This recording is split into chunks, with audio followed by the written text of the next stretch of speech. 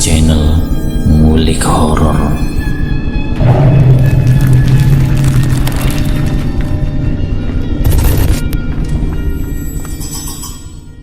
Assalamualaikum warahmatullahi wabarakatuh.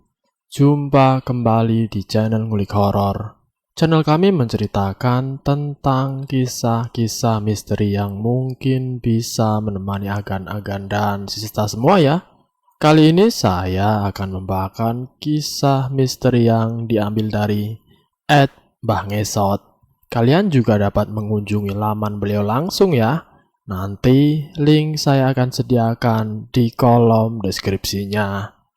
Oh ya, di dalam cerita ini nama dan tempat saya samarkan semua ya, untuk menjaga privasi pihak yang terlibat di dalamnya. Yuk, daripada kita lama-lama, langsung saja kita ke ceritanya. Kali ini saya akan membawakan kisah misteri yang berjudul Penyandungan. Mandi di sumur ini bisa dapat jodoh. Aku, Bram, dan Rifki adalah sahabat sejati. Dari SD kami selalu bersama. Bahkan kami berkuliah di kampus yang sama. Rifki adalah anak yang paling pintar di antara kami, sedangkan Bram adalah anak yang paling kuat. Waktu SMA si Rifki pernah juara matematika di tingkat provinsi, dan si Bram menjuarai karate di tingkat nasional. Kedua sahabatku itu sangat hebat. Aku selalu tertinggal oleh mereka dalam hal apapun, tidak terkecuali di dalam hal pernikahan. Sekarang umurku 30 tahun. Bram dan Rifki sudah berumah tangga. Setahun belakangan ini persahabatan kami benar-benar renggang. Kami jarang nongkrong lagi di warung mie pinggir jalan. Setiap kali ku ajak mereka nongkrong, jawabannya pasti sibuk dan berujung pada pertanyaan yang membuatku kesal. Kapan sih Jo, lu nikah? Lu udah tua tahu. Ayolah, jangan banyak pilih. Nikah itu enak loh. Pasti kalimat itu yang keluar dari mulut mereka. Bukannya aku tidak mau nikah, tapi sampai saat ini aku belum dipertemukan dengan wanita yang tepat. Siklus asmaraku dari dulu sangat monoton. Biasanya kalau aku suka sama perempuan, pasti perempuannya tidak menyukaiku. Dan kalaupun ada perempuan yang naksir padaku, entah kenapa biasanya aku tidak suka sama perempuan itu. Begitu dan begitu terus dari tahun ke tahun. Aku tidak pasif. Selama ini aku gencar mencari jodoh. Sayangnya jodoh itu bukan perkara yang gampang. Aku mencari wanita yang bersifat baik, sebab mau bagaimanapun sifat seseorang tidak akan bisa diubah, karena itu adalah bawaan alamiah. Makanya daripada aku menyesal di kemudian hari, lebih baik memilih dengan hati-hati. Di hari Minggu pertengahan Agustus, aku datang ke acara pernikahan teman lamaku di daerah Depok. Ya, seperti biasanya aku selalu datang seorang diri, sementara Bram dan Rifki bersama istrinya. Setelah bersalaman dengan pengantin, aku pergi ke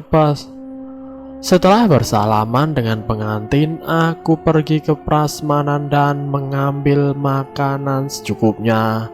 Ketika ingin bergabung dengan kedua sahabatku, kulihat meja mereka sudah penuh oleh temannya yang juga sudah berkeluarga. Bejo, sini gabung, ambil kursi. Bram memanggilku. Gue di sini aja Bram, jawabku sambil menggelengkan kepala. Akhirnya aku duduk sendirian. Di samping mejaku ada sekelompok bapak-bapak. Ku dengar mereka membicarakan soal jodoh. Aku menguping obrolan mereka. Di penyandungan ampuh gak? Tanya salah satu dari mereka pada kawannya. Ampuh, temanku kemarin mandi di sumur itu dan langsung dapat jodoh. Cantik gak jodohnya? Wah, cantik banget coy. Penyandungan? Di mana itu? Ku geserkan tempat dudukku agar bisa menguping dengan jelas percakapan mereka. Datang saja ke sana. Sumur penyandungan ada di Banten.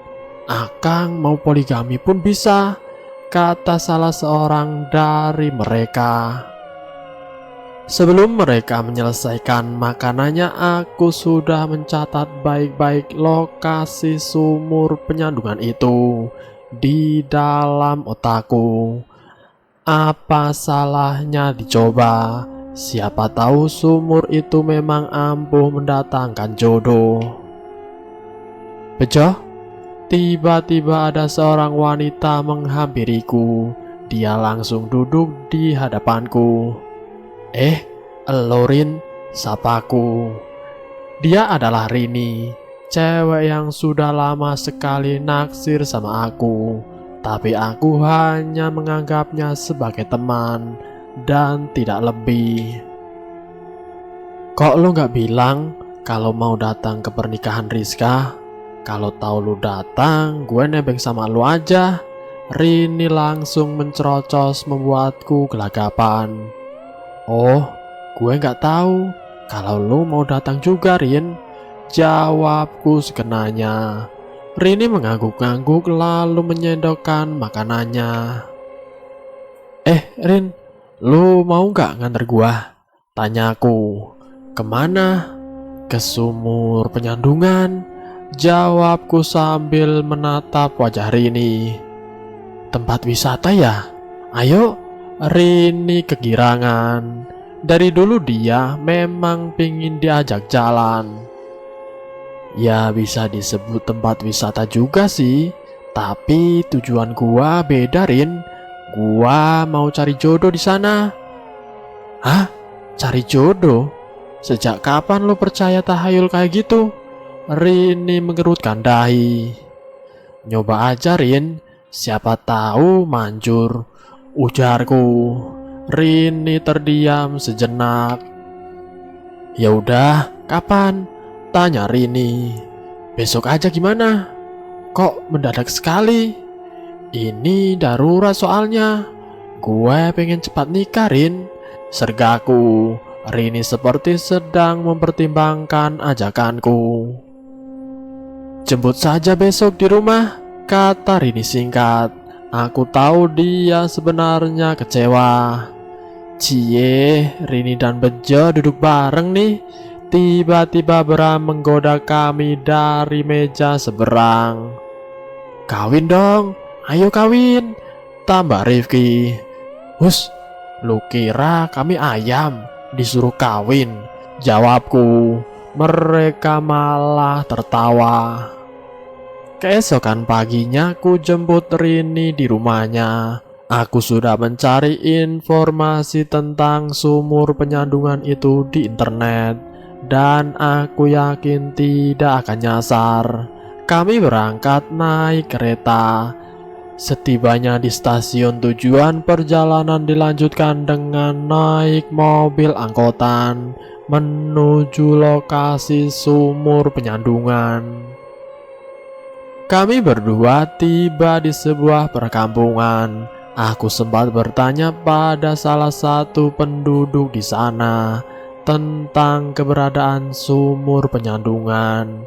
Katanya kalau aku mau ke sana harus izin terlebih dahulu pada kuncennya, yaitu Abah Maman.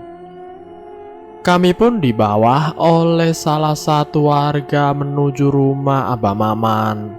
Ternyata Abah Maman ini orangnya sangat ramah. Dia dan istrinya menyambut kedatangan kami dengan baik. Makanan ringan disuguhkan. kami juga dibuatkan teh hangat oleh istrinya Abah Maman. Abah paham soal itu. Jodoh memang kadang susah, kadang gampang. Banyak orang yang datang ke sumur ini untuk meminta didekatkan dengan jodohnya. Tapi ingat, tidak semuanya manjur. Ada yang gagal juga, tergantung nasibnya masing-masing. Jelas Abah Maman. Aku mengangguk-angguk sementara Rini hanya mendengarkan saja. Dia tidak berkomentar sedikit pun. Aku tahu kalau Rini tidak percaya dengan hal gaib seperti ini. Apa yang harus saya lakukan, Bah? Tanyaku pada Abah Maman. Nanti jam 1 malam Abah antar kamu ke sumur itu. Kamu harus mandi di sana. Sekalian nanti kita sajenan. Jawab Abah Maman. Aku begadang sampai jam 1 malam. Sementara Rini sudah tidur dengan nyenyak. Sengaja tidak kubangunkan. Kasihan Rini pasti capek. Biar aku saja dan Abah Maman yang pergi ke sumur penyandungan. Tepat jam 1 malam kami berangkat ke sumur penyandungan. Lokasinya ada di belakang kampung. Kami melintasi perkebunan kopi milik warga. Tidak ada lampu di sepanjang jalan menuju sumur itu. Kami menggunakan senter sebagai penerang jalan. Ada hal yang mengerikan aku tahu dari internet tentang sumur penyandungan. Ternyata lokasi sumur itu bersebelahan dengan pemakaman umum. Setibanya di sumur, aku disuruh buka baju. Abah Maman duduk sila di belakangku sambil berkomat kamit membacakan mantra. Tidak lama kemudian dari kejauhan kulihat seorang perempuan mengenakan kebaya putih berdiri di antara pohon-pohon kopi. Perempuan itu mendatangiku dengan tatapan datar. Siapa dia? Bah, ada cewek tuh, kataku. Abah Maman tidak menjawab. Dia sangat khidmat membaca mantra. Semakin lama ku perhatikan tatapan perempuan itu semakin menakutkan. Aku lalu menunduk. Bulu kuduku merinding. Lalu dari genangan air sumur kulihat 3 bayangan lelaki sedang berdiri tepat di belakangku. Namun saat menoleh ke belakang aku tidak melihat siapapun kecuali Abah Maman. Aku kembali mendongak ke arah pohon kopi. Wanita yang tadi berdiri di kejauhan sekarang malah semakin dekat denganku. Dia berdiri di seberang sumur, memperhatikanku dengan tatapan yang datar. Bah, itu siapa? Tanyaku lagi. Tapi Abah Maman tidak menjawab. Kedua matanya masih terpejam sambil membaca mantra. Bejo, ngapain di sini? Pulang, Nak. Sayup-sayup ku dengar suara wanita memanggil namaku. Aku sangat kenal suara itu. Ya, tidak salah lagi, itu adalah suara almarhum ibuku. Aku mencari sumber suara wanita tersebut. Itu jelas sekali suara ibu. Padahal ibuku sudah meninggal 5 tahun lalu. Kulihat Abah Maman sudah membukakan matanya. Ia mendekati wanita misterius yang masih berdiri di seberang sumur. Kemudian Abah Maman berlutut sambil menunduk di hadapan wanita tersebut.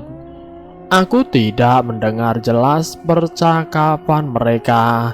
Yang kulihat Abah Maman mengangguk-angguk, seakan sedang mengiyakan perintah wanita misterius itu. Tidak lama kemudian Abah Maman berdiri lalu menghampiriku.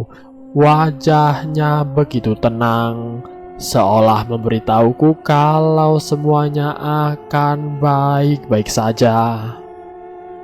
Lalu dia menyuruhku jongkok di depan sumur. Kemudian Abah Maman meraih gayung batok yang mengambang di permukaan sumur. Aku sempat menoleh pada wanita misterius itu, dan ajaibnya dia sudah menghilang entah kemana. "Bah, wanita tadi siapa?" tanyaku.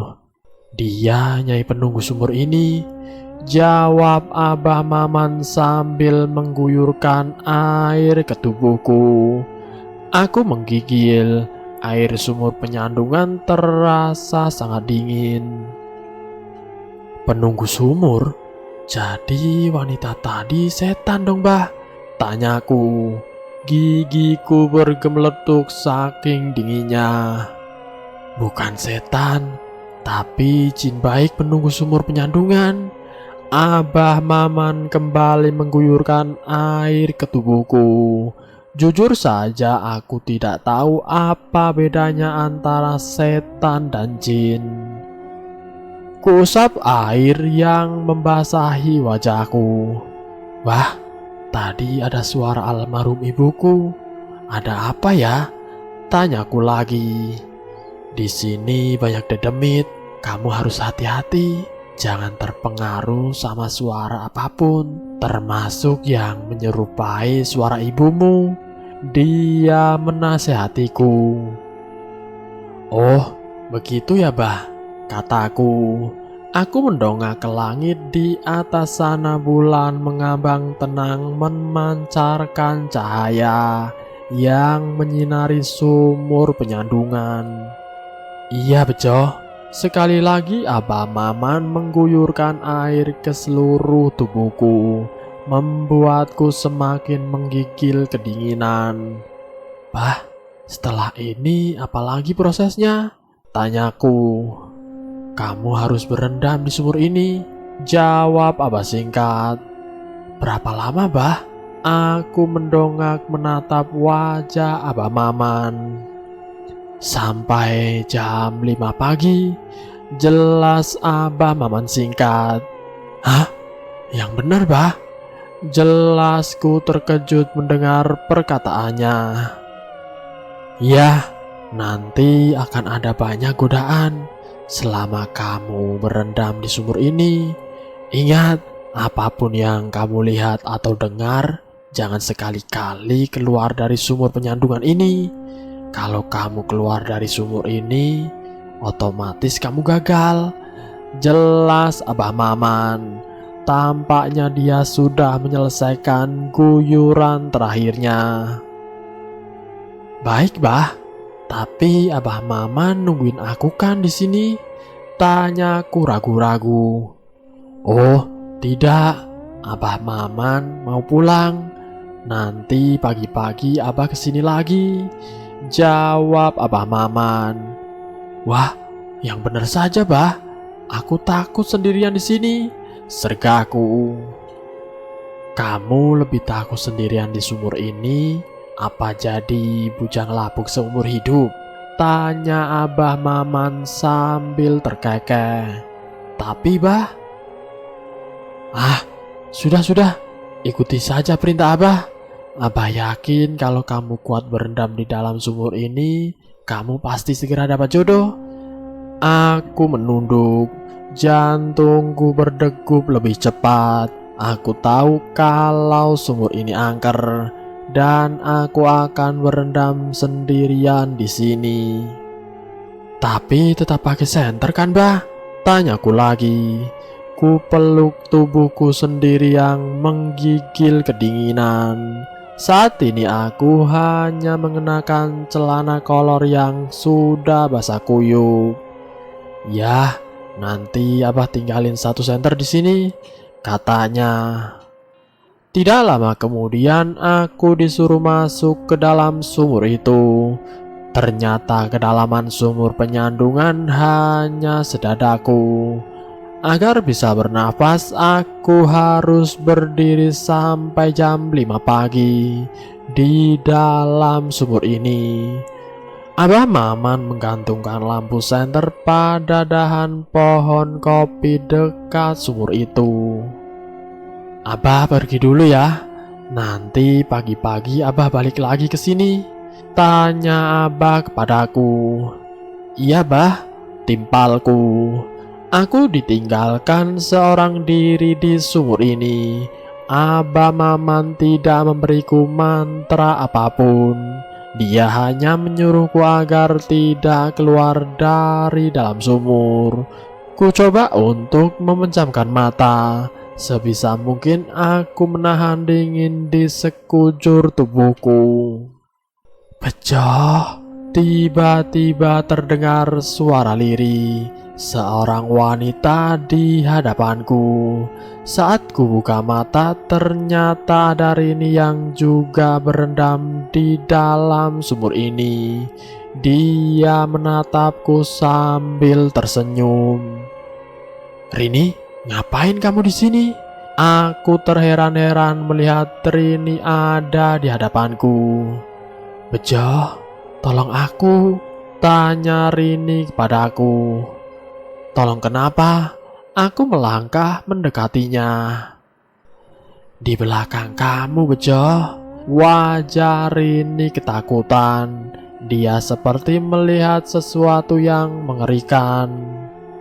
Dengan perlahan dan ragu-ragu aku menoleh ke belakang. Tapi anehnya tidak ada apa-apa di belakangku. Hanya ada senter yang menggantung di dahan pohon kopi. Tidak ada apa-apa kok. Astaga. Saat aku kembali membalikkan badanku, lihat wajah Rini rata semua. Yang terlihat hanya permukaan kulit. Aku menahan diri untuk tidak keluar dari dalam sumur itu. Ku pejamkan mata, tubuhku bergetar kedinginan. Lalu terdengar suara gemersik air, seperti ada yang sedang mendekat ke arahku. Bejo, sebuah tangan yang terasa kasar dan berbulu meraba wajahku. Aku tidak berani untuk membuka mata. Karena sosok di hadapanku pasti sangat mengerikan. Tolong, jangan ganggu aku, kataku sambil menggigil. Di dalam air juga ada sebuah tangan yang meraba kakiku.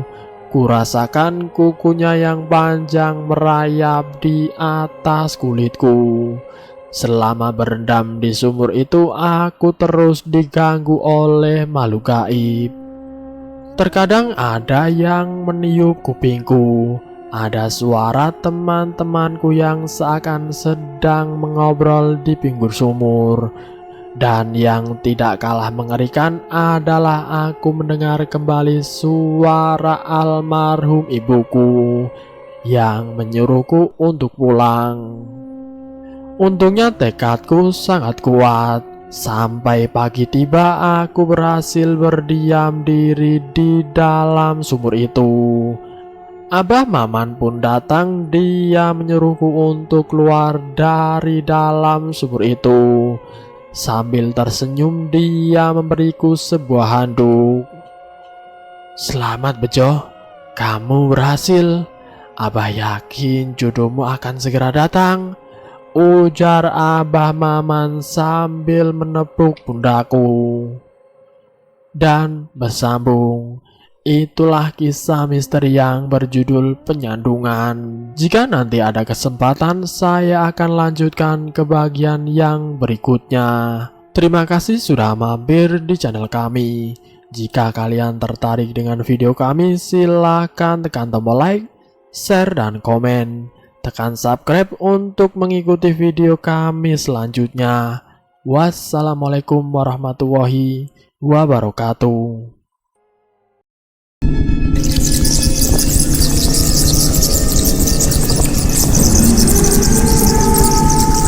Selamat datang di channel